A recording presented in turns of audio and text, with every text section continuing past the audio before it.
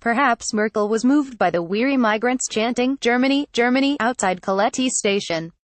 Or maybe it was the discovery, days earlier, of the decomposing corpses of 71 asylum seekers in the back of a lorry on an Austrian motorway.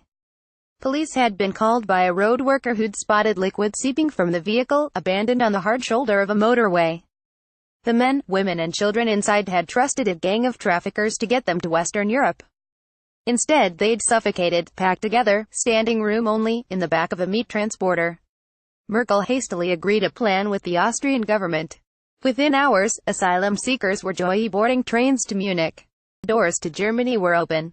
Afterwards, Merkel would say she'd acted to prevent a humanitarian crisis.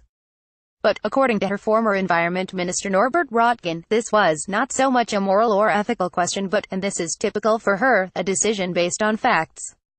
The refugees were there. Germany was able to deal with 10,000 refugees. Even so, he says, collectively, Germany underestimated the longer-term implications and consequences of that decision. As Röttgen puts it, there was euphoria at first. Towns threw street parties to welcome the new arrivals, warehouses filled up with donated food and clothing, tens of thousands of volunteers staffed reception centers. Germans reveled in their new international reputation. No longer defined by the echoes of World War II or the caricature of the economic giant bullying the southern Eurozone. Instead, Germany was now the humanitarian face of Europe.